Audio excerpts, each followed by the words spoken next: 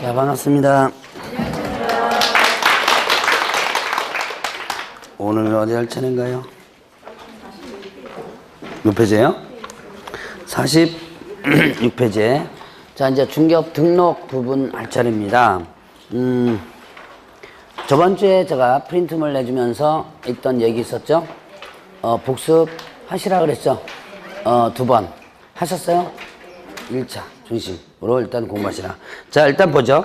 46페이지 보면 이제 개설 등록, 중개사무소 개설 등록. 자, 등록에 의의한 부 보죠. 거기 기속적이다 그럽니다. 기속적이다. 자, 이거는 뭐와 뭐를 비교한다? 자, 허가와 등록을 비교를 해요. 허가는 허가 요건을 갖춰서도 어떻게 한다? 허가를 내줄 수도 있고 안 내줄 수도 있고 하나의 재량적이라 했죠. 근데 기속적은 요건을 갖추면 반드시 어떻게 한다? 해줘야지만 된다 그랬죠. 그래서 기속적이다 그랬고요. 자, 그 다음에 일신전속적이다. 나 외에는 다른 사람에게 절대로 못 넘긴다. 이거를 원한다. 일신전속, 즉 양도 대여를 금지하는 거예요. 그래서 양도 대여를 금지한다. 자, 등록증 양도 대여가 적발되면 어떻게 되죠? 등록증 양도 대여가 적발되면 1-1. 그 다음에 등록이 반드시 취소, 절대 등록 취소 이렇게 되죠. 자, 그 다음에 1인 1등록주의다. 자, 한 사람은 하나밖에 등록을 못한다. 그것이 1인 1등록주의라 그랬죠. 그래서 만약에 이중 등록, 이건 이중 등록을 금지하는 거죠. 이중 등록하다 적발되면 어떻게 된다? 이때는요, 등록이 반드시 취소되고, 그 다음에 1-1 뒤에 나옵니다. 그냥 지금 듣고 넘어가도 돼요. 자, 그 다음에 또 1인 1사무소 원칙이다. 그래서 2개 이상 사무소 설치하는 것을 금지한다 그랬어요. 자, 2개 이상 사무소 설치하는 거, 만약에 이중 사무소 설치하는 거 적발하면 어떻게 되죠? 위반되면 등록이 취소될 수 있다. 상대 등록 취소. 상대 등록, 자, 절대 등록 취소는 뭐라 그랬어요? 절대 등록 취소는 취소하여한다고, 상대 등록 취소는 취소할 수 있다. 이렇게 되죠. 자, 상대 등록 취소를 어디에도 해당되냐면 업무 정지에도 해당돼요. 자, 같이 이제 끌고 나갈 겁니다. 자, 그 다음에 여러분들 교재는 없지만 적법 요건이다 그래요. 적법 요건이다. 자, 여러분들 이제 적법하게 뭐예요? 중개업을 할 수 있다. 그래서 이걸 뭐 등록의 요건으로, 등록의 성격으로서 적법 요건. 이건 뭐 시험 문제는 안 나오지만 일단은 한번 체크하고 넘어갑니다. 적법 요건이다. 그러니까 적법하게 중개업을 할 수 있다 그랬어요. 그러면 중개업이란 뭐예요? 중개업이란 용어죠. 중개업이란 세 가지 조건이 있었죠. 다른 사람의 의뢰에 의하여 일정한 보수를 받고 중개를 업을행하는 것. 여기는 알선자가 나오면 안 되죠. 알선하는 것 하면 뭐예요? 중개라는 용어정에서 나온 거죠. 자, 중개업이란 다른 사람의 의뢰에 의해서 일정한 보수를 받고 중개를 업을행하는 거랬죠. 자, 이런 중개업을 등록하고 나서 하면, 자, 등록한 자를 뭐라 그래요? 등록한 자를 개업 공인중개사라고 그러죠. 자, 그 등록하고 나서 중개업을 한다면 적법한 행위가 되는 거예요. 그런데 만약에 등록을 안 하고 중개업한다 뭐가 된다? 무등록업자가 되죠. 무등록업자는 어떻게 돼요? 3년 이하 징역 또는 3천 벌금 불법 행위가 되는 거죠. 그래서 등록은 적법 요건이다라고 표현합니다. 자, 그러면 이제 47페이지 보면 자, 등록 신청을 할 수 있는 자 보겠습니다. 등록 신청할 자는 누구다? 공인중개사하고 그 다음에 법인이에요. 법인으로서 등록 신청할 수 있고 그 다음에 또 공인중개사로서 등록 신청할 수 있는데 이때 자, 누구는 제외한다 그랬어요? 소속 공인중개사는 제외한다 그랬죠. 소속 중개사는 왜 등록 신청할 수 없다? 소속 중개사는 등록 신청할 수 없어요. 이유는요? 예, 이중 소속이 금지되니까. 자, 그러면 이중 소속은 여기에다가 소속하고 또 다른 곳에 소속하는 게 이중 소속이죠. 자, 아니면 여기다가 등록했는데 또 다른 데 소속하면 이것도 이중 소속이에요. 자, 개업 공인중개사가 이중 소속하다 적발되면요, 이거는 등록이 반드시 취소, 절대 등록 취소고 형벌 1-1이에요. 자, 그러면 또 소속공개사가 이중 소속하다 적발되면 어떻게 된다? 이때는 소속공개사가 이중 소속하다 적발되면 자격 취소는 아니고요, 정지, 자격 정지되고 1-1, 1년 이하 징역도 1처벌 이렇게 되죠. 자, 그럼 여기서 지금 요 초반에서 여러분들 이중자가 3개가 나왔죠. 이중. 뭐 들었어요? 이중 등록 들었고, 그 다음에 또 이중 소속 들었죠. 그 다음에 이중 사무소 들었죠. 자, 일단 이중 등록, 이중 소속, 이중 사무소. 그래서 1인 1사무소, 그러면 이게 이계성 사무소, 이게 이중 사무소죠. 이중자가 나오면 일단 형벌은 어떻게 된다? 1-1. 이렇게 하면 기억하라 그랬죠. 양도대 나오면 형벌 어떻게 돼요? 1-1. 자, 자격증, 등록증. 오늘 잠깐 일신석적자에서 배웠죠. 자, 등록증 양도되면 어떻게 한다? 등록 취소되고 형벌 1-1. 이렇게 양도대 나오면 형벌 1-1 떠올리고 이중 나오면 형벌 1-1. 자, 이렇게 여러분들 떠올리면 된다 그랬고요. 자, 그럼 일단 어쨌든 이렇게 소속공개사는 이중 소속이 되기 때문에 등록 신청할 수 없다. 그래서 소속공개사가 만약에 등록을 하려고 한다면 어떻게 돼요? 그 소속에서 빠져나와야지만 되겠죠. 자, 그러면 이제 등록관청, 어디를 등록관청이라고 한다? 사무소 소재지 시군구. 사무소 소재지 시군구를 등록관청이라고 하는데 이때 내가 어디에 살고 있는가는 상관없죠. 사무소를 어디다 두느냐가 중요합니다. 자, 거기에 시군구인데 이 시는 구가 설치되지 않으십니다. 자, 시는 구가 설치되지 않은 시, 바로 어느 동네를 얘기하는 거예요? 여러분들 동네가 구가 없죠? 그럼 이 광명시가 뭐가 된다? 광명시청이 뭐가 되는 거예요? 등록관청이 되는 거예요. 자, 그러면 구가 있다면 구가 모두 등록관청이 된다. 그럼 구가 두 가지 종류가 있었죠? 자치구와 비자치구. 자, 특별시와 광역시에 있는 구는 자치구죠. 구청장 선거로 뽑는다 그랬죠? 그래서 이 어쨌든 이것도 등록관청에 드는 거고, 자, 비자치구가 있어요. 자, 일단 그 광역시가 아닌데도 불구하고 구가 있는 시가 있더라. 자, 가까이에는 뭐예요? 부천시 같은 경우가 대표적이죠. 자, 부천시 원미구 하면 이 원미구청, 이것도 등록관청이 된다. 그래서 여러분들이 자격증 취득해서 자, 부천시 원미구에다가 사무소 냅니다. 그럼 어디로 가야 돼요? 부천시로 가야 돼요? 원미로 가야 돼요? 원미구청으로 가야 돼요? 부천시청으로 가야 된다? 원미구청으로 가야 된다? 네, 원미구청으로 가야 돼요. 자, 그래서 구가 있다면 구가 모두 뭐가 된다? 등록관청이 된다. 라고 했었죠? 자, 그러면 이제 등록하려면 등록 기준을 갖춰줘야지만 됩니다. 자, 등록 기준 옆에다가 뭐라고 써놓냐면 대통령령이라고 써놓으세요. 등록의 기준 있죠? 자, 여기 48페이지 하단부분 괄호 2번에 대통령령 이렇게 써놓으시기 바랍니다. 거기 보니까 개설 등록하려 할 때 다음의 기준이 충족되지만 된다 그랬죠? 자, 그때 0 제13조 이렇게 돼 있죠? 0이 일단 뭡니까? 시행령을 하는 거예요. 자, 대통령령 하면 뭘 얘기한다? 시행령이죠. 자, 이제 지금부터 하나 더 구분하고 넘어가겠습니다. 여러분들이 저번주에 배웠던 대통령령 있고요. 그 다음 뭐 있었다? 국토, 교통, 부령 이런 게 있었죠? 자, 대통령령과 국토교통부령 이거는 이제 오늘 구분해 줘야 돼요. 자, 대통령령을 다른 말로 뭐라 했어요? 시행령. 국토교통부를 다른 말로 시행규칙이라고 했죠? 자, 그러면 이제 이게 시행령이다, 시행규칙이다, 이게 시험 문제 나오는 게 아니에요. 이게 시험 문제 나오는 게 아니라, 자, 뭐뭐는 대통령령으로 정한다. 이렇게 이제 위임시키거든요. 이거를 시험 문제는 어떻게 나오냐면, 뭐뭐는 국토교통부령으로 정한다. 이런 식으로 문제 나와요. 이렇게 어떻게 돼요? 바뀌어서 문제 나오는 거예요. 그걸 여러분들이 이제 구분해 줘야지만 됩니다. 자, 그러면 대통령령은요, 주로 뭐가 나오냐면, 기준이나 아니면 요건이나, 기준, 그 다음에 요건, 그 다음에 절차. 기준, 요건, 절차. 이런 것들은 주로 뭘로 정한다가 많다? 대통령령으로 정한다가 많아요. 자, 그래서, 지금 금방 제가 이거 뭐라고 적으라 그랬어요? 대통령령이라고 적으라 그랬죠? 자, 기준, 등록 기준, 이런 것들. 자, 요건. 자, 여러분들이, 저번 주에 뭘 하나, 배웠냐면, 공인중개사 정책심의위원회 있었죠? 정책심의위원회 구성, 운영에서 필요한 사항은 뭘로 정한다? 대통령령으로 정한다. 이렇게 했죠. 구성과 관련된 부분 뭐예요? 요건과 관련된 비슷한 부분이죠. 자, 그래서 이렇게 기준 요건이나 절차 이런 것들은 대통령령을 정한다가 많고요. 자, 그 다음에 국토교통부령을 정한다는 서류. 자, 제출서류입니다.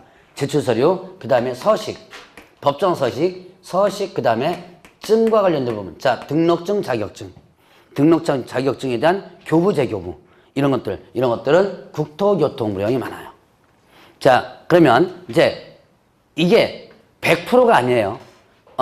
제가 금방 뭐라 하냐면 대통령은 이게 많다 그랬고 국토교통은 이게 많다 그랬죠. 이제 몇 가지를 제가 이제 본문하면서 이제 연습도 하겠지만 여러분들 혹시나 이런 문제가 나왔을 때 만약에 기억이 안 나면 이걸 근거로 해서 잡으면 됩니다. 그렇다고 100% 맞는 건 아니에요.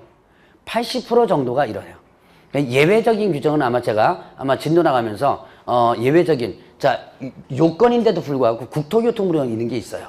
그런 것들은 어떻게 한다? 이제 제가 나중에 좀 체크를 해드릴 겁니다. 근데 전체적으로 봤을 때는 이게 많다. 그래서 계속 요걸 강조할 거예요, 자, 다시 한번 보죠. 대통령령은 뭐가 많더라? 기준, 요건, 절차. 그 다음에 국토교통부령은 서류, 서식, 증과 관련된 부분. 등록증, 자격증, 이런 증, 교부제 교부가 국토교통부로 많다. 자, 그럼 이제 등록 기준은 뭘로 정한다? 대통령령으로 정한다 그랬죠. 자, 그러면 이제 공인중개사로서의 등록 기준이 있습니다. 공인중개사로서의 등록 기준. 당연히 일단 기본 요건, 공인중개사 자격증이 있어야지만 되겠죠. 자격증이 있어야 되고, 그 다음에 또 뭐가 없어야 돼요? 결격 사유가 없어야 돼요. 결격 사유, 이제 두 번째 시간에 결격 사유 배웠지만, 결격 사유가 되면 등록할 수 없다 그랬죠. 자, 그 다음에 이제 실무교육을 받아줘야지만 됩니다. 자, 실무교육은 일단은 등록 신청일 전 몇 년이네요? 1년 이내 이렇게 되죠. 자, 등록 신청일 전 1년 이내 실무교육 받아라. 자, 실무. 여러분들 이제 공인중개사 자격을 취득한 뒤에 어떻게 돼요? 취득한 뒤에 현장에 나가죠? 현장에 나가서 일을 하면 이게 실무하는 거죠? 그 실무를 여러분들이 모르니까 실무가 이런 것이라는 것을 교육하는 것으로서 자, 다만 실무 교육을 안 봐도 되는 경우 있어요. 어떤 경우냐? 폐업 후 1년 이내 다시 등록한다면 자, 일을 하다가 나갑니다. 나갔다가 1년 이내 다시 들어와요. 그럼 일 까먹어요? 안 까먹어요? 안 까먹는다 그랬죠? 누가 까먹는다 그랬어? 안 까먹습니다. 안 까먹는다고 안 까먹 생각하세요. 자, 일단은 안 까먹으니까 어떻게 된다? 꼭 이게 톡 다는 사람 있어요, 보면. 자, 그래서 안 까먹으니까 일단 실무교육 받지 않는다라고 했습니다. 자, 그러면 여기서 보죠. 등록 신청일 전 1년입니다. 이거 등록 신청일로부터 1년 이내, 이러면 틀려요. 등록 신청일 전 1년 이내와 등록 신청일로부터 1년 이내 어때요? 같은 것 같아요? 다른 것 같아요? 어떻게 달라요? 자, 등록 신청일입니다. 등록 신청일 전이면 이쪽이죠. 이쪽. 등록 신청일로부터 하면요 어떻게 돼요? 이쪽이죠. 자, 그래서 이렇게 문과 나오면 틀리다 라고 하는 거. 자, 1년. 요거야 여러분들이 2년도 나왔고요. 6개월도 나왔고 많이 나왔습니다. 숫자야 여러분들이 언제든지 뒤집어 나올 수 있고. 자, 그 다음에 또 이제 중개사무소를 갖춰줘야지만 됩니다. 중개사무소는 어떻게 갖춰라? 건축물 대장에. 자, 이거는 건축물 대장에 어떻게 돼요? 기재된 이렇습니다. 자, 건축물 대장에 기재된 건물 중개사무소 갖추라고 그랬고요. 자, 그 다음에 또 어디에는 안 돼요? 지금 어디는 안 되죠? 건축물 대장에 기재된 건물이 하라고 하는데 가설 건축물 대장은 안 된다 그랬죠. 자, 가설 건축물 대장은 제외된다 그랬어요. 다만 또 건축물 대장에 기재가 안 돼도 예외적으로 되는 경우 있었죠. 준공검사 사용 승인을 받았다면 건축물 대장 기재가 안 돼도 되고요. 자, 그 다음에 또 확보하는 방법이 있었죠. 소유하거나 전세, 임대차, 사용대차의 방법으로 일단 확보한다. 자, 그럼 반드시 소유할 필요도 없고요. 자, 그 다음에 또 임대차는데 반드시 본인 명의가 아니어도 돼요. 다른 사람은 임대차한 거 내가 들어가도 상관이 없습니다. 자, 요게 중개사무소 요건. 중개사무소 요건은 시험 문제 상당히 잘 나와요. 자, 다시 한번 중개사무소 요건 보죠. 어디에 기재된 건물? 건축물 대장에 기재된 건물. 자, 여기에 등기부에 기재된 건물. 맞아요? 틀려요? 등기부에 등기된 건물. 자, 반드시 등기부에 등기된 건물만 사무소라는 건 아닙니다. 등기되지 않아도 돼요. 건축물 대장에 기재가 됐다면. 다만 건축물 대장에 기재가 안 된다 그랬죠. 어떤 경우에?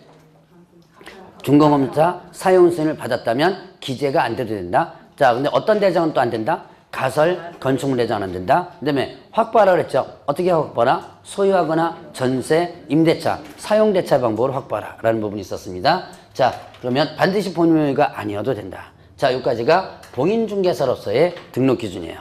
그러면 이제 또 법인으로서의 등록 기준이 있었죠? 법인으로서의 등록 기준. 이 법인으로서의 등록 기준이 시험 문제 상당히 잘 나옵니다.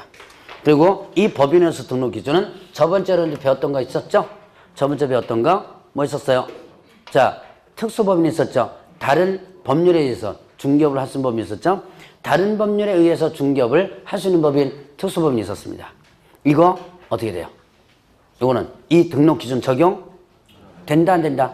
예, 안 된다 그랬죠. 자, 그래서 이 법인은 요 특수법인은 적용되지 않는다 그랬습니다. 자, 그러면 일단 보죠. 무슨 회사예요? 상법상 첫 번째 이제 기준입니다. 상법상 회사라든가 아니면 또는 자, 협동조합법에 의한 협동조합이 있었죠. 자, 일단 상법상 회사라든가 협동조합기본법 협동조합이 있습니다. 이때 뭐는 제외한다? 사회적 협동조합은 어떻게 한다? 제외한다 그랬죠. 사회적 협동조합은 제외한다 그랬고요. 자, 그 다음에 또 자본금 얼마였죠? 네, 자본금이 5천만 원 이상이어야지만 된다 그랬습니다. 자, 상법상 회사입니다. 상법상 회사. 이 상법상 회사는 뭐가 있었다? 주식회사 있었고요. 그 다음에 유한회사 있었고, 유한회사, 그 다음에 유한책임 있었죠? 유한책임회사 있었고요. 그 다음에 또 한명회사, 합자회사 이런 것들이 있었습니다. 자, 제가 1월달에 강의 못 들으신 분들은 그냥 듣고 넘어가세요.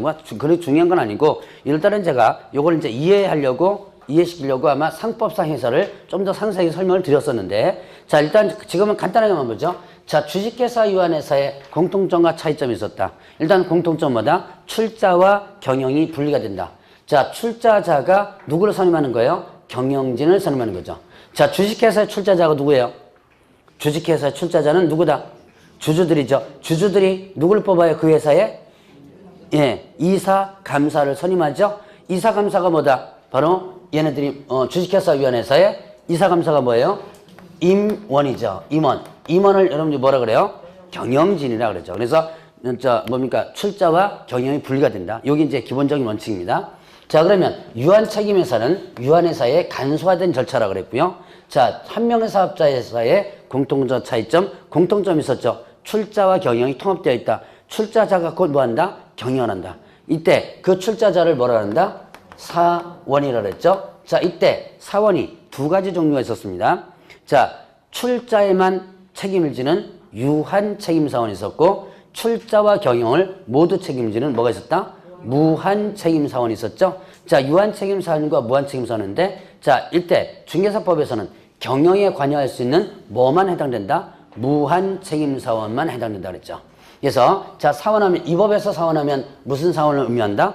무한책임사원만 의미한다. 자, 그러면 이때 사원 또는 임원 계속 할 텐데, 이거는 소위 말하는 뭐라 그랬어요? 경영진이다 그랬죠.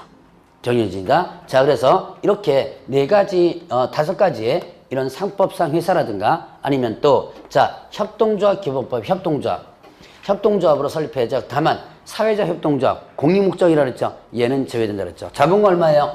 5천만 원. 자, 그럼 이렇게 문제 나옵니다. 상법상 회사로서 자본금 5천만 원 이상이어야 한다. OX. 상법상 회사로서 자본금 5천만 원 이상이어야 한다. 틀립니다. 몇 틀리냐? 상법상 회사로서 자본금 5천만 원 이상이어야 된다 그러면 뭐가 빠지는 거예요? 지금 협동조합이 빠지죠? 만약에 이문구가 있다면 협동조합 못 들어가요.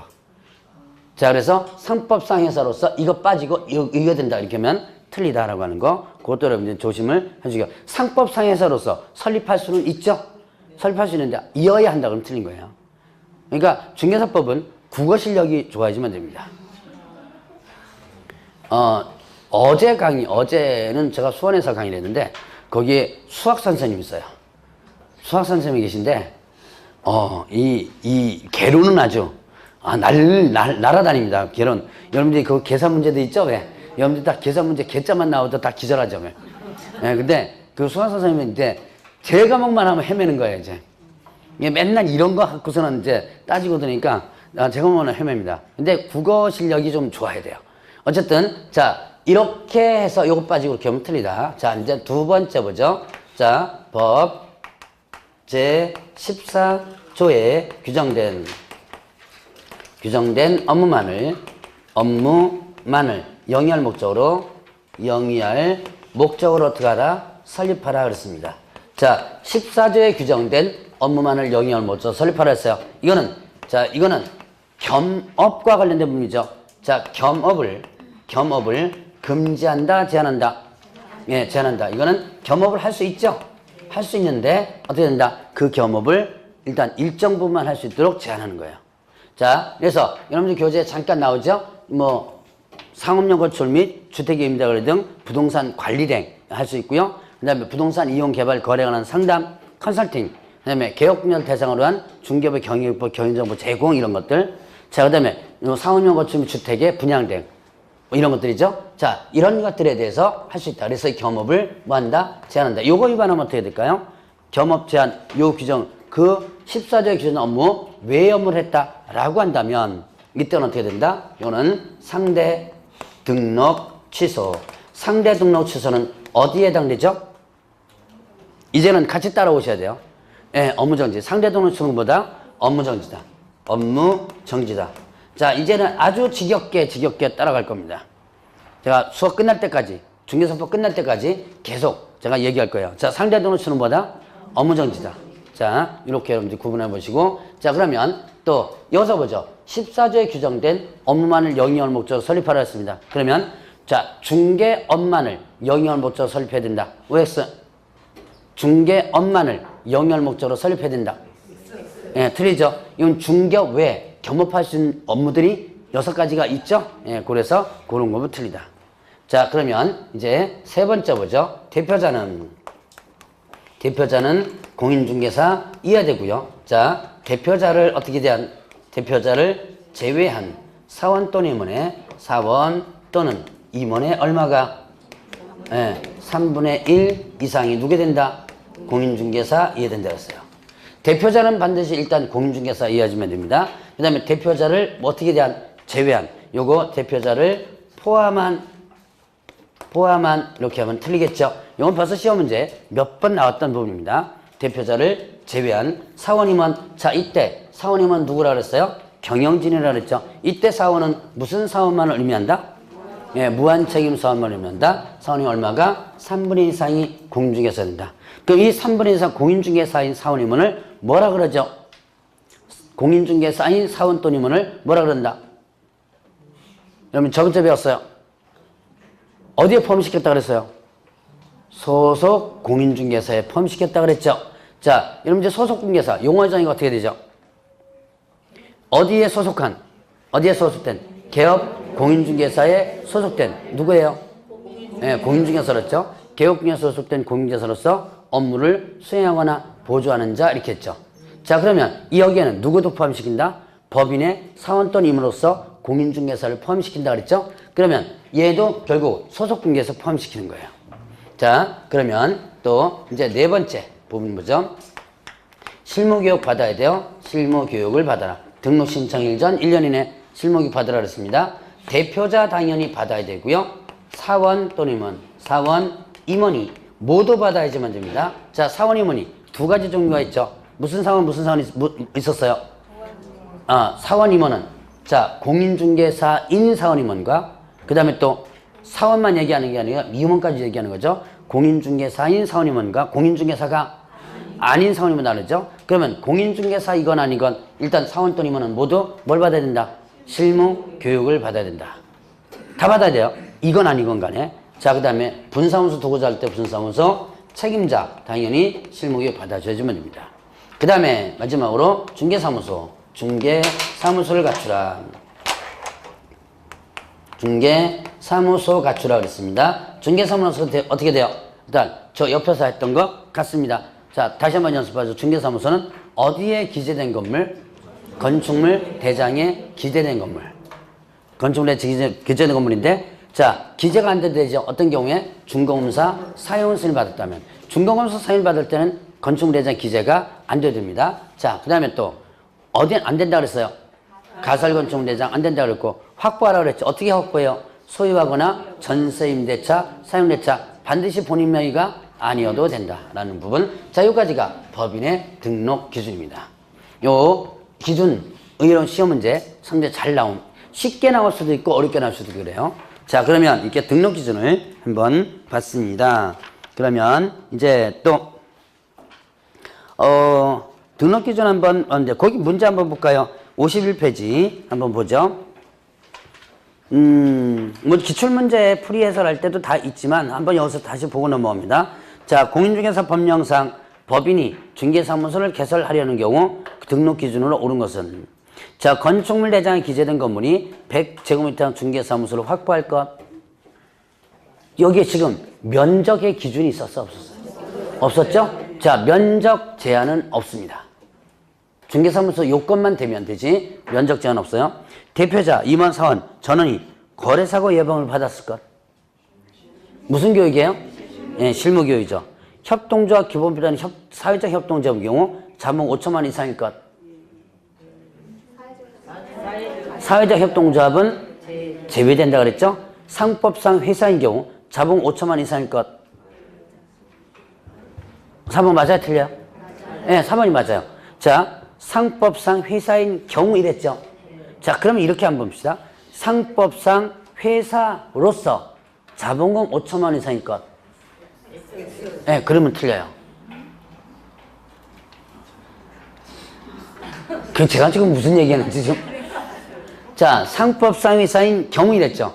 그러면 협동조합으로 만들 수도 있다는 얘기죠? 뭐뭐인 경우니까. 근데 상법상 회사로서 자본 5천만 원 이상일 거리 그러면 반드시 어떻게 돼요? 상법상 회사로 설립을 해줘야 된다는 얘기죠? 그러면 어떻게 돼요? 틀리다. 왜? 협동조합으로서 만들 수 있으니까. 이해되시겠어요? 그래도 이해 안 되면 개인적으로 찾아오세요. 그 다음에, 자, 대표자는 공개사이며 대표자를 제외한 임원 또는 사원의 2분의 1 이상 공중개사일 것. 예. 얼마예요? 3분의 1 이렇게 되죠. 자, 그러면 이제 등록 신청을 합니다. 등록 신청 어디다 해요? 등록 신청. 등록 관청이겠죠? 그러면 이제 서류 들어갑니다. 개설 등록 신청서에 실무 교육 수료증 4번 들어가요. 실무 교육 확인증 4번 들어가는데 거기다가 요게 하나 써놓으세요. 전자적으로 확인할 수 있는 경우 제외. 자, 그 실무 교육 수료증 4번 있죠? 거기 옆에다가 전자적으로 확인할 수 있는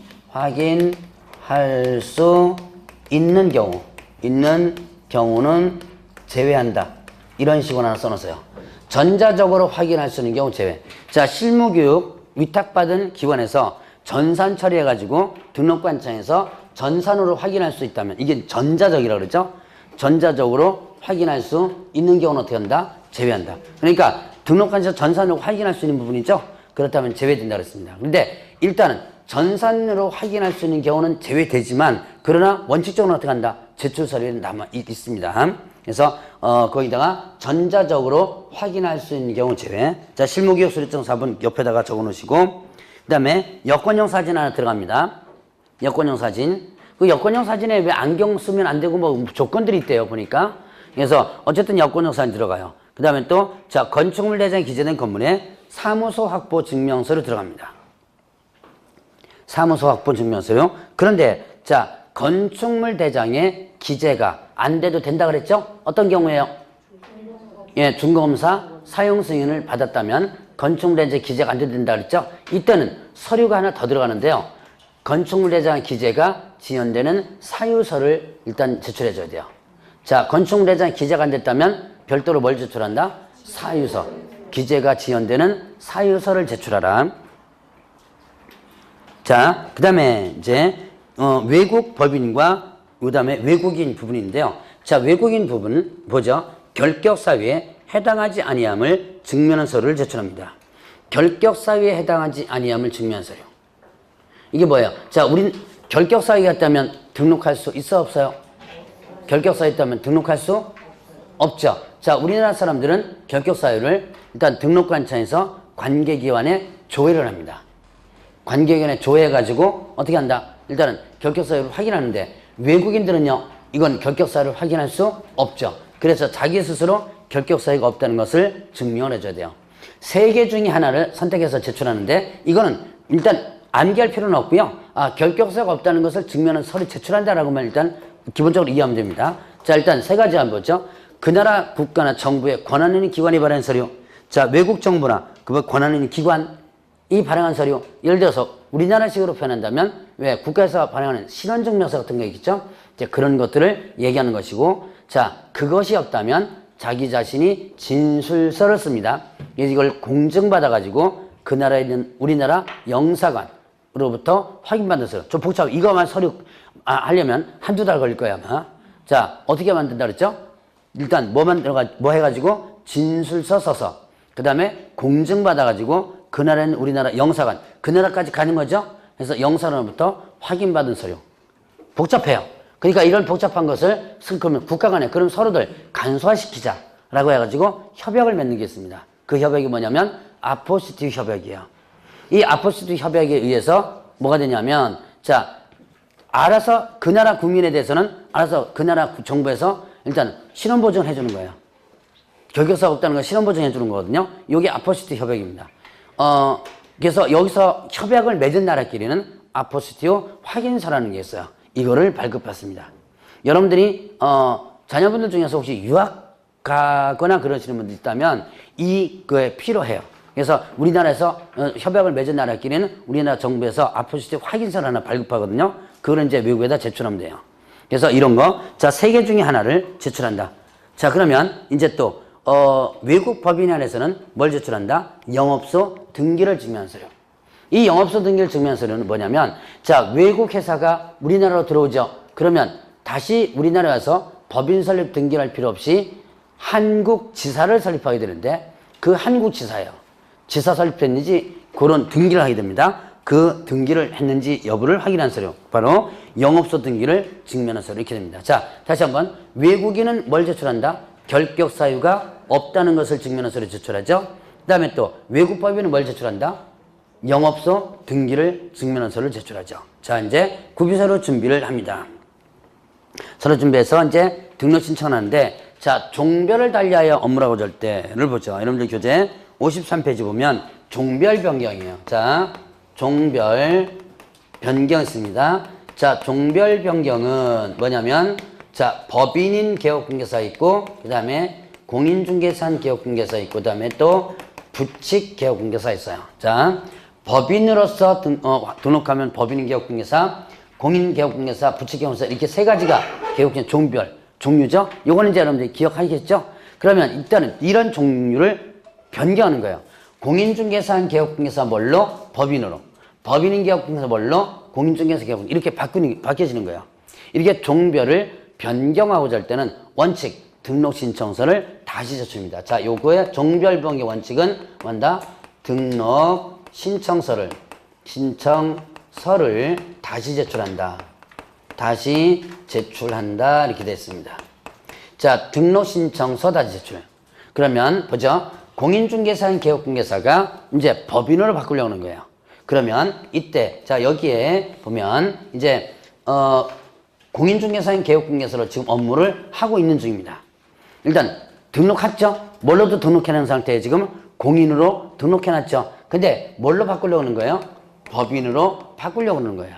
그러면 이 사무실을 그대로 유지하는 상태에서 폐업할 필요가 없습니다. 그대로 유지한 상태에서 뭐를 제출하면 된다? 등록 신청서를 제출하면 돼요. 뭘로다가? 법인으로. 법인 조건 있죠? 이 조건 갖춰가지고 법인으로 일단은 등록 신청을 다시 제출합니다. 이거는 이중 등록이 아니에요. 자, 여러분들 이중 등록은 등록한 사람이 다시 등록한다면 이게 이중 등록이죠. 그런데 이거는 이중 등록이 아니다. 종별을 바꾸어서 등록하기 때문에 이중 등록이 아니다. 그래서 공인이 뭘로? 법인으로 이제 등록 신청서를 제출하면, 자, 등록관청에서는 바로 뭐를요? 공인을 법인으로 등록을 변경시켜 주는 거예요. 자, 그리고 이때 이미 제출되어 변동사항이 없는 서류는 제출하지 않을 수 있다. 뭐가 있겠어요? 사무소 확보 증명서류 있겠죠? 이미 사무소 확보되어 있는 거죠. 이미 예전에 제출했습니다. 그 다음에 또 실무교육 받은 거 있죠? 자, 이런 것들은 제출하지 않을 수 있다. 그러나 뭐는 반납하라고 하냐면 등록증은 반납하라고 그랬어요.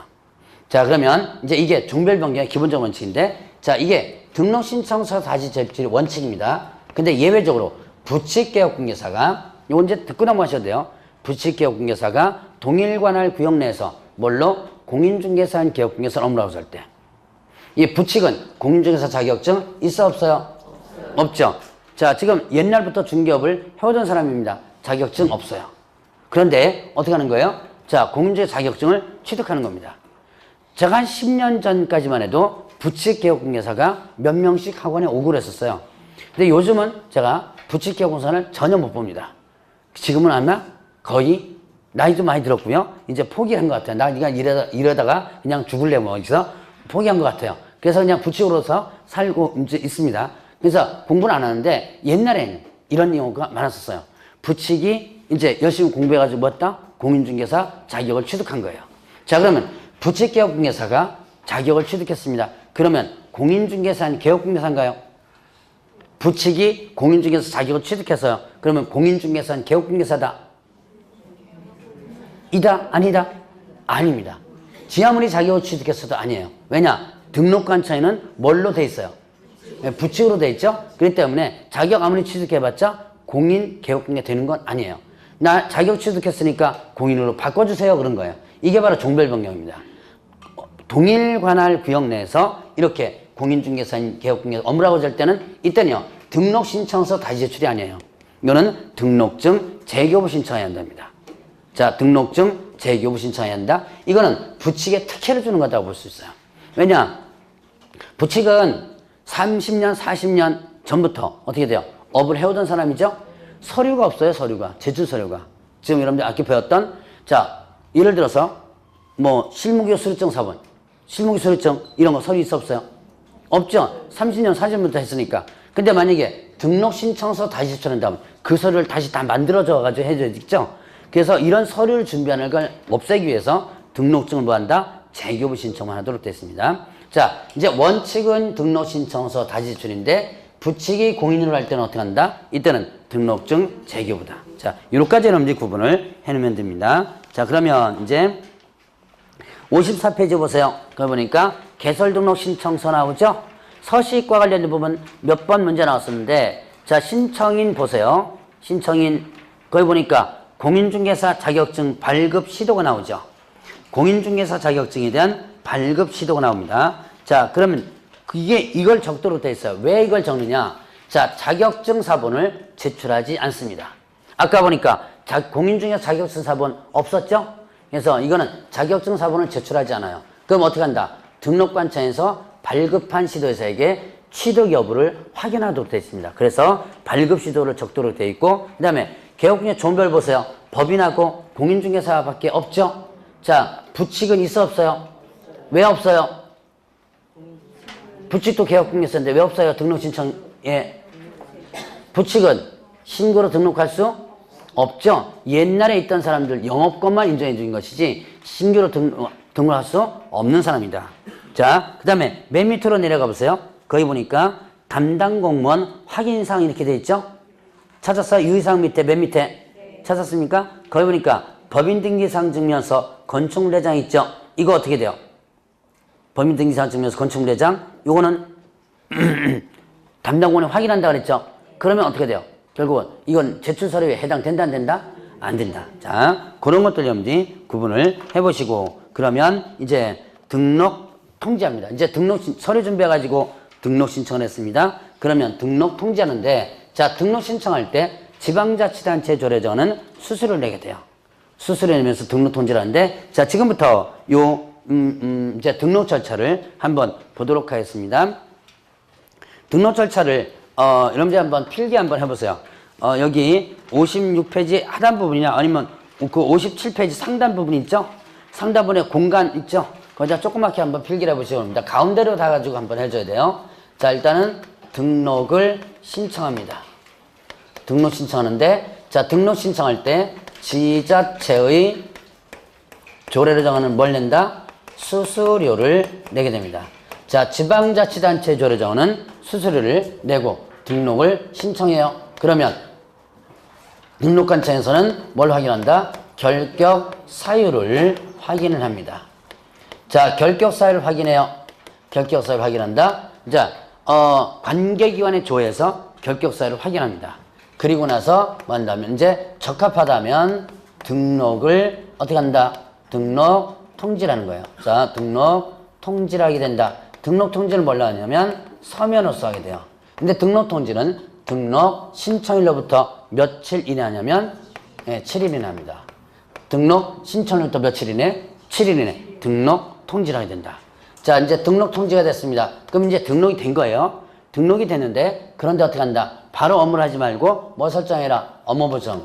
업무 보증을 설정하라. 업무 보증을 설정해서 뭐 한다? 신고를 해줘야지만 돼요. 업무 보증 설정해서 신고를 하고 이때 업무 보증 설정은 언제까지 하냐면 업무 개시 전까지. 업무 개시 전까지 업무 보증 설정해서 신고를 하도록 하고 있습니다. 자, 그러면 업무 보증 설정 신고를 하게 되면 이제는 등록증이 교부돼요. 등록증이 교부되는데 이때 등록증 교부 전에 할 일이 있어요.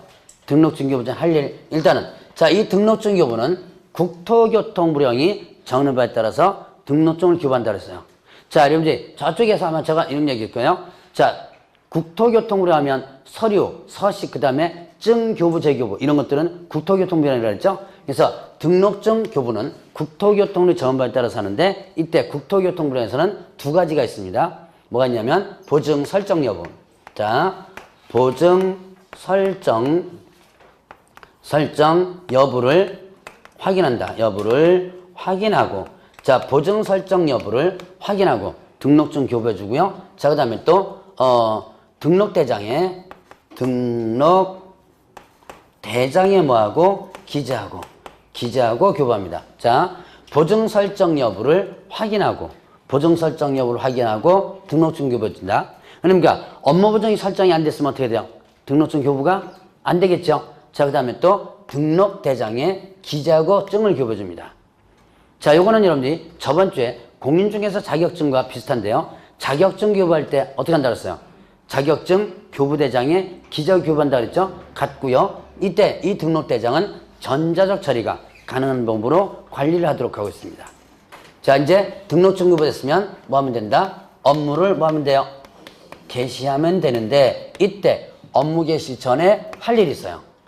업무 개시 전에 뭘 하냐면 인장을 뭐 한다? 등록을 해줘야지만 됩니다. 인장 등록. 자, 업무 개시 전에 인장 등록을 해야 한다. 인장 등록은 언제까지 해야 한다? 업무 개시 전까지 해야 한다. 그러나 인장 등록은 등록 신청 시에도 할 수 있어요. 인장 등록은 자, 업무 개시 전까지 해야 한다는데 언제도 할 수 있다? 등록 신청 시에 할 수 있다. 자, 그러면 이제 요까지가 아마 1월 달에 제가 아마 요까지 정리 한번 했을 거예요, 아마. 그러면 이제 업무를 개시하라 하는데 업무를 개시하지 않아 보겠습니다. 자, 보죠. 3월을 초과해서 업무를 개시하지 않았다. 3개월을 초과해서 업무를 개시하지 않았다 라고 한다면 이거는 휴업 신고 의무 위반돼요. 자, 일단 이전에 공부하셨던 분 한번 기억해 보시기 바랍니다. 자, 휴업은 몇 개월을 초과하여 휴업하고자 할 때 신고한다? 몇 개월? 6개월. 맞나요?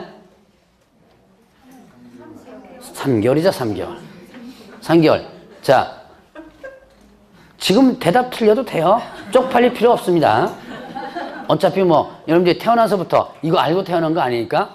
여러분들이 제가 그랬죠? 9월달 10월달 되면 저보다 더 잘한다고. 저는 한 과목만 알지만 여러분들은 어떻게 돼요? 6과목을 다 9월달 10월달 다 잘하거든요. 나중엔 저보다 더 잘하게 돼요. 자, 3개월을 초과하여 휴업하고자 할 때 신고한다. 자, 근데 6개월짜리도 있어요. 휴업은 몇 개월을 초과할 수 없다? 네, 여기서 이제 6개월 나오죠? 6개월을 초과할 수 없다 그랬어요. 자, 그러면 일단 3개월을 초과해서 업무를 개시하지 않았다면 결국 어떻게 된다? 3개월 초과해서 논 거죠? 뭐 안 하고 논 거예요? 뭐 안 하고? 업무 안 하고, 그건 논 거예요. 근데 뭐 안 하고? 휴업 신고를 안 하고 놀았죠? 휴업 신고를 안 하고 놀았으니까 휴업 신고 의무 위반이 되는 거예요. 자, 일단은 3개월 초에서 업무 개시 않았다면 어떻게 된다? 휴업 신고 의무 위반. 그래서 100만 원 이하의 과태료. 자, 그러면 일단은 6월을 초과하여 업무를 개시하지 않았다. 자, 6개월을 초과하여 업무를 개시하지 않았다 그러면 어떻게 된다? 이때는 자, 아까 금방 휴업은 얼마를 초과할 수 없다고 그랬어요? 6개월을 초과할 수 없다고 그랬죠? 자, 정당한 사유 없이 6개월을 초과해서 휴업한 경우는 어떻게 된다? 상대 등록 취소. 요거는 상대 등록 취소. 자, 상대 등록 취소입니다. 상대 등록 취소는 어디에 해당되죠? 업무 정지에 해당된다. 업무 정지에 해당된다라고 했었죠. 자, 이렇게 이제 업무를 개시하지 않았을 때 문제가 있습니다. 자, 그러면 업무를 미리 개시해 보겠습니다. 자, 등록 신청한 상태에서 업무를 개시했어요. 업무를 뭐 했다? 개시했다. 아직까지 등록 통지 전입니다. 자, 등록 통지 전에 신청한 단계에서 업무 개시했어요. 뭐에 해당되죠? 네, 무등록이다. 무등록이다 그랬죠? 무등록. 자, 이거 저번 주에 했었죠? 저번 주에 어디서 하는 거예요? 중개업이란 부분 하면서 자, 계속적 반복적 있었죠? 업에는. 그 다음에 또 하나가 뭐 있었어요? 사회통념상 사업수행. 기억나시나요? 사무실 내고 간판 걸고 한 번 하면 이거 업이라고 그랬죠? 이거 누가 찌른다 그랬어요? 예. 네. 그건 기억 잘 하죠? 예. 네. 그거는 기억 잘해요. 자, 바로 옆집 찌른다. 이 케이스가 바로 요겁니다. 무등록이에요. 그래서 여러분들 등록할 때 조심하라 그랬죠? 자, 그러면 이제 등록 통지라고 나서 업무를 개시합니다. 이때 업무를 개시해요. 그럼 등록 통지가 됐다는 것은 이미 등록이 됐다는 얘기죠. 자, 그러면 이거는 무등록이다, 무등록 아니다? 예, 무등록은 아니다. 무등록 아닙니다. 자, 그러나 법에는 일단 위반돼요. 어떻게 위반되냐 보죠? 자, 일단 업무 보증 설정 안 하고 업무 개시합니다. 바로 업무 개시했다면 보증 설정 안 하고 개시하는 경우도 있겠죠? 요거 위반하면 상대 등록 취소. 상대 등록 취소는 뭐에 해당되죠? 네, 업무 정지. 업무 정지에 해당되고, 자, 그 다음에 등록증 교부 안 받고 업무 개시했어요. 이거 뭐 해줘야 돼요? 걸어 줘야만 되죠? 개시의무 있었죠? 개시의무 위반하면 어떻게 된다? 100만 원 이하의 과태료. 등록증 안 걸어두고 업무 개시했죠? 100만 원 과태료고, 인장 등록 안 하고 업무 개시했어요. 인장 위반은 업무 정지입니다. 업무 정지. 인장 관리도 위반하면 업무 정지. 물론 등록 신청 시 했다면 상관이 없어요. 자, 이렇게 세 가지가 위반될 수 있는 사항이다. 무등록은 아니지만. 자, 그래서 이렇게 여러분들이 위반 사항이 돼서, 자, 업무 보증 설정 안 하고 업무 개시했다면 상대 등록 취소고 업무 정지. 그 다음에 인장과 관련된 위반하면 업무 정지. 등록증 교부 안 받겠다면 개시의무에서 100만 원 과태료. 자, 요거와 관련된 부분 여러분들 절차 좀 기억해 놓으셔야 돼요. 등록 부분에서 보면 자, 이쪽에서 반 나오고요. 기준과 관련된 부분 요 절차에서 반 나옵니다. 그래서 요 안에 있는 내용을 여러분들 일단 구분을 해 보시라. 자, 그러면 대략 정리가 됐나요? 그러면 이제 여러분들 교재 57페이지를 보도록 하죠. 넘어가도 되겠죠? 자, 이제 교부까지는 봤으니까 거기 보니까 등록증 재교부죠. 자, 등록증에 대한 등록증 재교부가 있습니다. 등록증 재교부 다시 교부해 주는 거죠. 이때 뭐 낸다? 지자체의 조례로 정하는 뭘 낸다? 수수료를 내게 됩니다. 자, 등록증 재교부 지방자치단체 조례 정하는 수수료네요.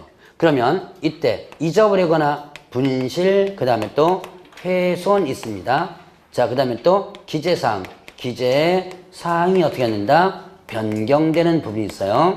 자, 잊어버리거나 못 쓰게 됐을 때, 자, 등록증을 첨부한다, 안 한다? 잊어버리고 못 쓰게 됐을 때 등록증 첨부해서 재교부 신청하는 거? 아니죠. 왜요? 없으니까. 그렇죠? 예. 네, 그래서 첨부하지 않는다. 당연한 것 같죠? 근데 나중에 이거 문장으로 나오면 틀려요. 개업공개사가 등록증을 잊어버리거나 못 쓰게 된 경우 등록증을 첨부하여 재교부 신청을 딱 이렇게 나오면 그냥 넘어갑니다. 자, 요거는 재교부 신청을 할 수 있다는 나와요. 할 수 있다. 자, 그 다음에 기재사항 변경 사유가 발생됩니다. 그럼 어떻게 된다? 자, 이때 기재사항 변경 사유라는 것은 등록증의 기재사항 변경 사유인데요. 자, 이거는 상호가 변경됐거나 아니면 대표자가 변경됐을 때요. 상호, 예를 들어서 자, 무슨 중개사무소 이렇게 했다가 자 이름 쓰려고 합니다. 누구누구 공인중개사무소 이렇게 상호가 바뀔 수도 있어요.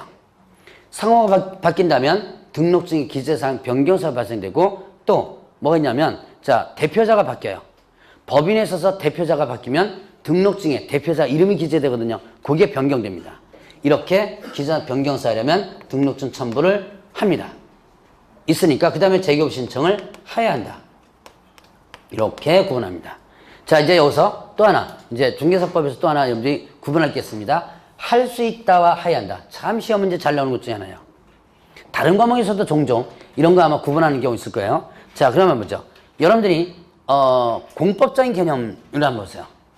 공법적인 개념을 써보시기 바랍니다. 공법은 누구와 누가 관계예요?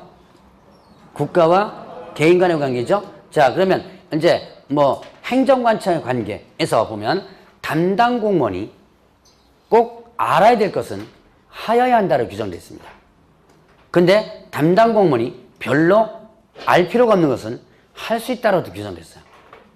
이것만 기준 잡으면요. 공법적인 관계에서는 여러분들이 거의 다 할 수 있다 해야 한다를 풀어낼 수 있어요. 자 보죠. 잊어버리거나 못 쓰게 됐습니다. 잊어버렸어요. 등록증. 담당 공무원 답답해요? 답답하지 않아요? 별로 안 답답하겠죠? 잊어버린 네가 답답하지 내가 답답한 건 아니죠. 그러나 재개업 신청 제도는 만들어둬야죠. 재개업하도록 그래서 제도는 만들어 놓고 하든지 말든지 그러니까 뭐다? 할 수 있다. 자 기재사항 변경사 예를 들어서 상호가 바뀌었어요. 아니면 법인의 대표자가 바뀌었어요. 그럼 당연히 어떻게 해요? 담당 공무원도 알아둬주면 되겠죠? 그럴 때는 뭐다? 해야 한다. 이거는 공법적인 관계에서는 이런 관계를 여러분 잘 보시면 할 수 있다고 해야 한다를 나중에 헷갈릴 때 구분을 지어낼 수 있습니다. 이거는 자 제 과목에서도 부동산 거래신고까지 가요. 이 부분이 부동산 거래신고 부분에서도 거래신고와 관련된 부분에서 할 수 있다 해야 한다가 있거든요. 그런 부분에서 이제 따져나갈 수가 있습니다. 자 이제 이건 나중에 다시 한번 구분을 해볼 거고요. 자 그러면 이제 등록상 통지가 있어요. 자 이거는 누가 누구에게 언제까지 나옵니다. 자 누가 등록관청이 누구에게 협회에게 언제까지 다음 달 며칠까지 10일까지 이렇게 됩니다. 자 거기 보니까 뭐가 있었어요? 그 뭐 박스에 있죠? 등록상 그 다음에 또 사무소 이전신고상 그 다음에 또 휴표상 휴표신고상 그 다음에 또 분사무소 설신고상 고용신고상 행정사무상 그 6가지가 있죠? 그래서 자 등이유 등록상 이전신고상 휴표신고상 분고행 분사무소 신고상 고용인 행정처분 이렇게 6가지예요. 자 6가지 일단 염두에 두고 자 보죠. 여기서는 일단 그 6가지보다 더 중점을 두는 게 오늘은 이걸 중점을 둡니다. 누가 누구에게 언제까지 요 3가지 누가 통보하는 거예요? 등록관청 이거 개업 공인중개사가 협회에게 통보하는 거 아닙니다. 그 다음에 등록관청이 시도지사에게 통보하는 거 아니에요. 시도지사나 국장에게 통보하는 거 아닙니다. 그 다음에 등록관청 협회에게 자 등록하면 10일 이내에 통보하는 거 아닙니다. 3가지가 어떻게 돼요? 다 문장의 변화가 될 수 있죠. 그래서 이런 문구들 조심하라. 이렇게 들어도 나중에 문장 나오면 어떻게 해요? 틀립니다. 자꾸 틀리라고 그랬죠? 자꾸 틀려 봐줘야 돼요. 그래야지만 볼 수 있습니다. 자 그러면 58페이지를 한번 보세요. 거기 보니까 이제 등록의 기속성 있는데 자 등록의 기속성 자 등록관청은 개설 등록 신청이 다음 어느 하나에 해당되는 경우를 제외하고는 등록을 해 주어야 한다. 이 규정이 만들어진 지가 한 5년 이제 6년째 되네요. 6년째 되는데 이거를 잠깐 보죠. 이거는 등록의 기속성이라고 되는데요. 이 규정이 만들어진 이유가 있습니다. 이거는 지자체에서 문제가 생겨서 그래요. 자, 아까 등록은 자 이런 요건을 갖추면 어떻게 돼요? 이런 요건을 갖추면 등록을 반드시 해주라. 이게 뭐였죠? 등록의 기속성이라고 했죠. 허가랑 틀리다 그랬죠. 허가는 이런 요건을 갖춰도 허가를 내줄 수도 있고 안 내줄 수 있는데 등록은 요건을 갖춰 해주라 그랬어요. 이게 등록 기속인데 근데 문제가 있습니다. 자, 지방자치단체에서 자체적으로 규정을 만들어 가지고 등록을 제한시키는 경우가 있었어요. 보죠. 제가 이제 서울로 됐는데 경기도도 제가 그런 걸로 알고 있었는데 서울로 보겠습니다. 서울에는요 뭐가 있었냐면 옛날에, 지금은 그게 없어진 걸로 알고 있어요. 옛날에 서울시장이 그 박원순 말고 바로 전 시장, 그 뭐시 시장 있었죠? 예, 그 양반 있을 때 그 양반이 뭐랬냐면 서울을 디자인합니다. 그래서 모토가요 디자인 서울이었었어요. 그래서 서울에 가로변 같은 거 있죠? 거기에서 간판을 규제시킵니다. 이 간판 규제는 어느 법을 근거로 하냐면 5개 광고물 등 관리법이 있어요. 여러분들 간판 관리할 때 보면 5개 광고물 등 관리법과 그 조례가 있는데, 조례에서 색깔까지, 크기, 규모와 그 다음에 색깔까지 규제해요. 그래서 여러분들이 시뻘건 색깔 있죠, 왜? 그런 색깔을 쓰지 못하게 하는 거예요. 근데 부동산 한번 보세요. 여러분들이 부동산 사무실 보면 일단 개업할 때부터죠. 뭐 저번 주에 얘기했지만 개업할 때 보면 사무실 내고 뭐 달아요? 간판 달죠. 그리고 나서 등록 신청합니다. 이 조건 갖춰가지고. 그런데 일단은 이런 시뻘건 색깔 갖다 못 쓰게 하는 거예요. 그 여러분이 한번 생각해 보세요. 지금 부동산 간판을 지나가 보세요. 주로 무슨 색이 많아요? 노란색하고 빨간색, 원색적이라고 그러죠, 이거. 원색이 많아요. 근데 이렇게 해서 시뻘건 색으로 부동산 해가지고 등록을 신청합니다. 그런데 등록관청에서 딱 보니까 어떻게 돼요? 간판이 시뻘겋죠. 그러니까 이거 안 됩니다, 그런 거예요. 뭐에 걸리고 버린 거예요? 간판에 걸려. 이거 뜯어내고 이런 거 다시 만드세요. 요 간판 다시 만들려면 돈 엄청 내야 되죠. 이런 케이스가 옛날에 상당히 많았었어요. 실제로 상당히 많았습니다. 그러니까 이게 하도 민원이 들어오니까 교통부에서 아예 정해놓은 거예요. 다음에 해당하는 경우에 해당되고는 경우를 제외하고는 어떻게 한다? 등록을 하여야 한다라고 아예 명시해 버린 거예요. 그러면 1번, 2번, 3번은 당연한 얘기예요. 1번에 보니까 공인중개사 법인이 아닌 자가 등록 신청하는 경우 당연히 안 되겠죠. 그 다음에 결격사유면 등록 안 된다 그랬죠. 그 다음에 등록 기준 적합하지 않은 경우, 이런 기준에 적합하지 않다면 등록 안 되겠죠. 그러면 이제 그 밖에 이 법 또는 다른 법률에 따른 제한에 위반되는 경우 있는데요. 이 법은 뭐예요? 이 법은 중개사법. 예를 들어서 대표적인 것이 밑에 나온 바로 이중등록 이런 거예요. 그럼 당연히 등록이 안 되겠죠. 그럼 다른 법. 다른 법과 관련된 부분은 그게 세금 찬압했을 때와 건축법 위반했을 때인데요. 세금 찬압은 일단 참고적으로 알아두시기 바랍니다. 국세기본법에서 나오는데요. 국세징수법이구나. 국세징수법에서 이거는 그냥 듣고 넘어가세요. 3회 이상 500만 원 이상 체납했을 때, 그 다음에 지방세기본법에서는 3회 이상 100만 원 이상 체납을 하면, 이렇게 체납하면 어떻게 되는 거야? 소위 말하는 상습 혹은 또 악성 체납자라고 그러죠. 그러면 세무서장이 국세 같은 세무서장이 관청으로 쫓아옵니다. 이 사람이 이렇게 세금을 체납했으니까 허가 등을 하지 말아달라고 요청할 수 있어요. 허가 등에는 뭐도 들어간다? 중개업 등록 들어갑니다. 이건 모든 사업과 관련된 부분인데요.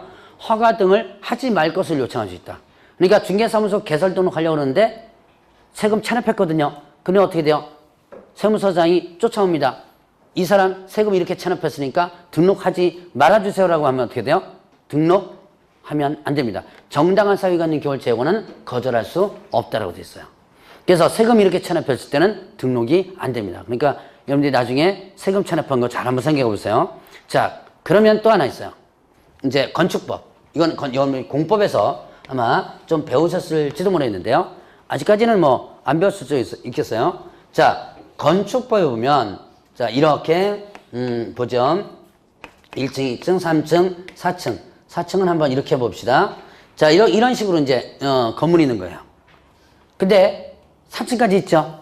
그런데 건축물대장을 보니까 1층부터 3층까지가 밖에 없어요. 그럼 이게 뭐 한 거예요? 4층은요? 불법 증축된 부분이죠. 이 많아요, 생각보다. 주로 이제 이런 건물들이 이면도로 같은 데 있죠? 이면도로 같은 데 보면 주택가 같은 데 있죠. 1층은 이렇게 해가지고 뭐 미용실, 그 다음에 24시간 전 마트, 그 다음에 2층은 뭐 주택이나 아니면 뭡니까 학원 같은 거, 조그만 학원 같은 거, 피아노 학원이 미술 학원이나 구경수 학원 이런 거 있죠. 그 다음에 3층 주택. 근데 이제 건물주가 어떻게 돼요? 세를 좀 더 받아 먹으려고 여기다가 어떻게 돼요? 옥탑방 하나 더 만들죠.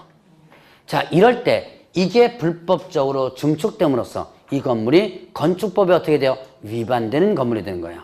그럼 이렇게 건축법에 위반되는 건물이라고 한다면 이때 허가권자는 어떻게 된다? 허가권자는 그 사용을 제한할 수 있다고 그래요. 자, 그 사용을 제한할 수 있다. 이거는 필수적이 아니죠. 예, 상대적, 즉 재량적이에요. 그런데 요즘은요, 이거 일단 허가 안 납니다. 허가 등이 안 나요. 왜냐? 할 수 있다고 되어 있지만 누군 해주고 누군 안 해주고 그러면 이건 문제가 생길 수 있죠? 아예 이게 그러니까 브레이크 걸려버립니다. 그래서 이때 어떻게 된다? 여기다가 사무실 중개사무소 개설로 가면 등록이 안 난다라고 여러분들 기억하세요. 근데 이거는요, 실제 여러분 등록과 관련된 부분도 있지만 또 중개 실무에서 상당히 중요합니다. 위반 건축물 여부 제대로 확인하지 못해가지고 실제로 손해배상 책임 세무에서 물어준 사례가 있어요.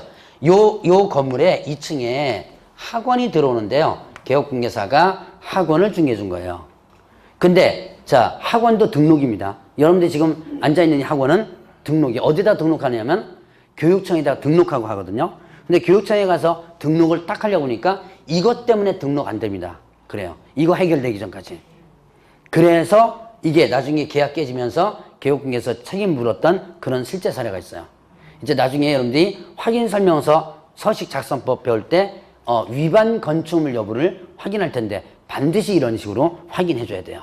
자, 어쨌든 여기는 등록된다 안 된다? 안 된다. 이런 것 빼놓고는 어떻게 하나 등록을 해야 된다라는 부분이 등록 기속성이에요. 좀 쉬어야 되겠네요. 이 정도는 이 정도 좀 쉬었다 하겠습니다.